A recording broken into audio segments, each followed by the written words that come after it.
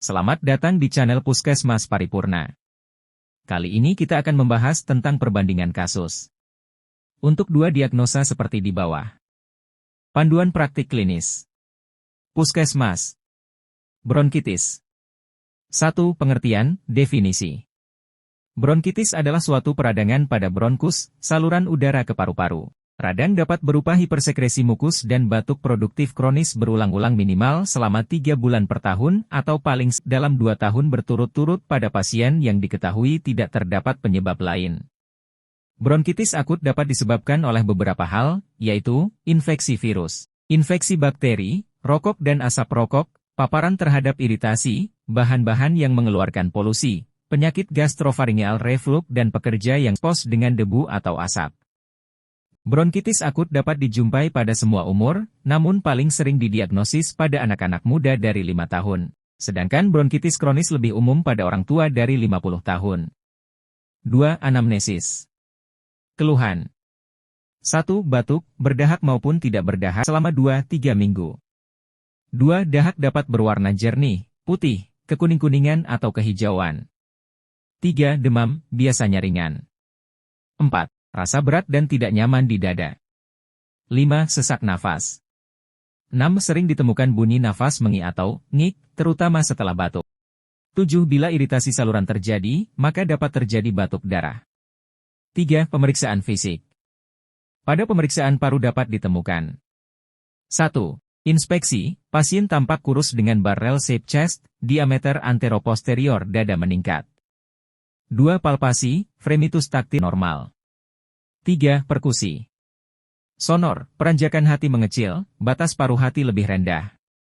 4. Auskultasi, suara nafas vesikuler atau bronkofesikuler. Dengan ekspirasi panjang, terdapat ronki basah kasar yang tidak tetap, dapat hilang atau pindah setelah batuk, wheezing dengan berbagai gradasi, perpanjangan ekspirasi hingga mengi, dan krepitasi. 4. Pemeriksaan penunjang. Pemeriksaan sputum dengan pengecatan gram akan banyak didapat leukosit PMN dan mungkin pula bakteri. 5. Kriteria diagnosis. Diagnosis ditegakkan berdasarkan anamnesis, pemeriksaan fisik, dan penunjang. 6. Diagnosis kerja. Bronkitis akut. 7. Diagnosis banding. 1. Epiglotitis, yaitu suatu infeksi pada epiglotis, yang bisa menyebabkan penyumbatan saluran pernafasan.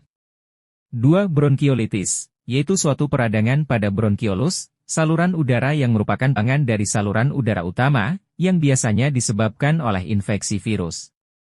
3. Influenza, yaitu penyakit menular yang menyerang saluran napas, dan sering menjadi wabah yang diperoleh dari menghirup virus influenza. 4. Sinusitis, yaitu radang sinus paranasal yaitu rongga-rongga yang terletak di samping kanan, dan di atas hidung. 5. PO, yaitu penyakit paru kronik yang ditandai oleh hambatan aliran udara di saluran napas yang bersifat progresif non-reversibel parsial. 6. Faringitis, yaitu suatu peradangan pada tenggorokan, faring, yang disebabkan oleh virus atau bakteri. 7. Asma, yaitu penyakit kronik, menahun, yang menyerang saluran pernafasan, bronchiale, pada paru di mana terdapat peradangan. Inflamasi, dinding rongga bronchiale sehingga mengakibatkan penyempitan saluran nafas yang akhirnya seseorang mengalami sesak nafas. 8. Bronkektasis, yaitu suatu perusakan dan pelebaran dilatasi abnormal dari saluran pernafasan yang besar. 8. Penata laksanaan. 1. Memperbaiki kemampuan penderita mengatasi gejala-gejala tidak hanya pada fase akut, tapi juga pada fase kronik, serta dalam melaksanakan aktivitas sehari-hari sesuai dengan pola kehidupannya. 2. Mengurangi laju perkembangan penyakit dapat dideteksi lebih awal. 3. Oksigenasi pasien harus memadai. 4. Istirahat yang cukup. 5. Pemberian obat antitusif, penekan batuk kodein, obat doferi, dapat diberikan 10 mg, diminum 3x hari, bekerja dengan menekan batuk pada pusat batuk di otak. Antitusif tidak dianjurkan pada kehamilan, ibu menyusui dan anak usia 6 tahun ke bawah. Pada penderita bronkitis akut yang disertai sesak napas, pemberian antitusif perlu umpan balik dari penderita.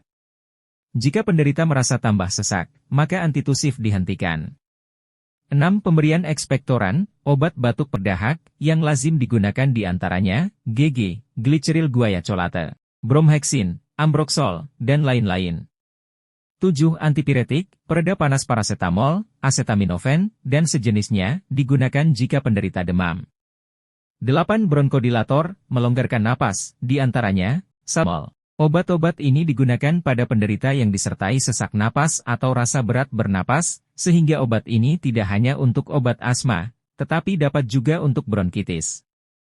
Efek samping obat bronkodilator perlu diketahui pasien, yakni, berdebar, lemas, gemetar dan keringat dingin.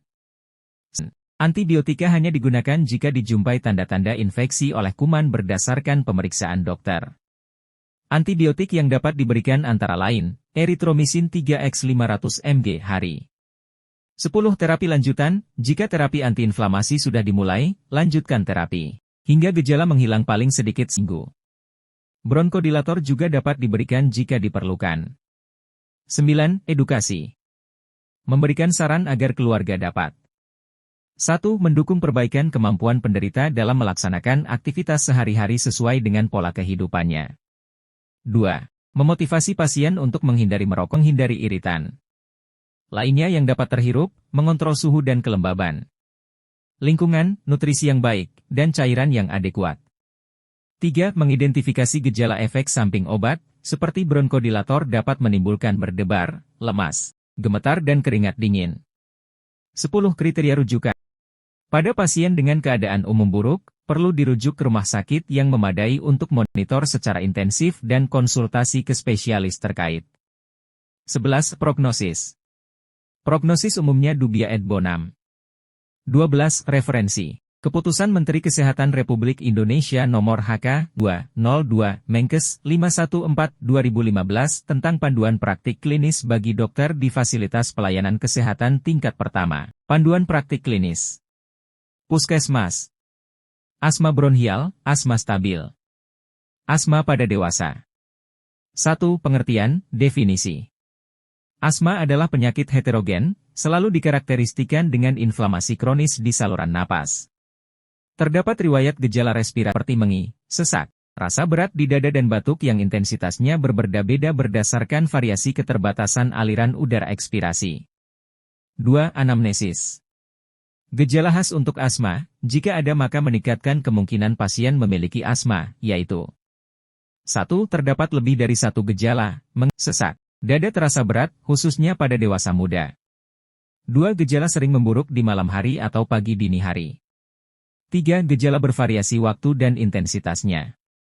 4. Gejala dipicu oleh infeksi virus, latihan, pajanan alergen, perubahan cuaca, tertawa atau iritan seperti asap kendaraan, kok atau bau yang sangat tajam. Faktor risiko asma bronkial. 3. Pemeriksaan fisik. Pemeriksaan fisik pasien asma biasanya normal. Abnormalitas yang paling sering ditemukan adalah mengi ekspirasi saat pemeriksaan auskultasi. Tetapi ini bisa saja hanya terdengar saat ekspirasi paksa.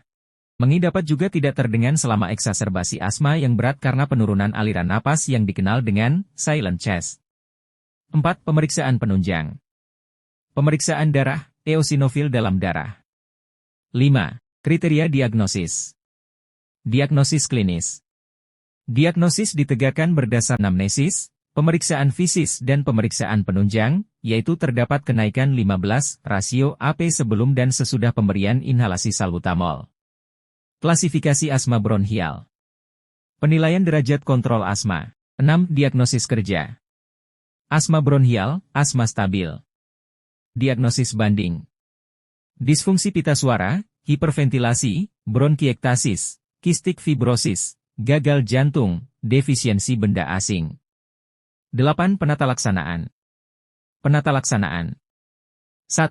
Pasien disarankan untuk mengidentifikasi serta mengendalikan faktor pencetus. 2. Perlu dilakukan perencanaan dan pemberian pengobatan jangka panjang serta menetapkan pengobatan pada serangan akut sesuai tabel di bawah ini. Penata laksanaan asma berdasarkan beratnya keluhan. 1. Edukasi. 1. Memberikan informasi kepada individu dan keluarga mengenai seluk-beluk penyakit, sifat penyakit, perubahan penyakit, apakah membaik atau memburuk, jenis dan mekanisme kerja obat-obatan dan mengetahui kapan harus meminta pertolongan dokter. 2. Kontrol secara teratur antara lain untuk menilai faktor berat asma secara berkala, Asthma Control Test Act. 3. Pola hidup sehat. 4. Menjelaskan pentingnya melakukan pencegahan dengan A. Menghindari setiap pencetus. B. Menggunakan bronkodilator, steroid inhalasi sebelum melakukan exercise untuk mencegah exercise-induced asthma. 2. Rujukan. 1. Bila sering terjadi eksaserbasi. 2. Pada serangan asma akut sedang dan berat. 3. Asma dengan komplikasi. Persiapan dalam melakukan rujukan bagi pasien asma, yaitu 1. Terdapat oksigen. 2. Pemberian steroid sistemik injeksi atau inhalasi samping pemberian bronkodilator kerja cepat inhalasi. 3. Pasien harus didampingi oleh dokter, tenaga kesehatan terlatih selama perjalanan menuju ke pelayanan sekunder. 3. Prognosis. 1. Ad vitam bonum. 2. Ad functionem bonum. 3. Ad sanam bonum. 4. Referensi. Keputusan Menteri Kesehatan Republik Indonesia Nomor HK 0202 Menkes 514/2015 tentang panduan praktik klinis bagi dokter di fasilitas pelayanan kesehatan tingkat pertama.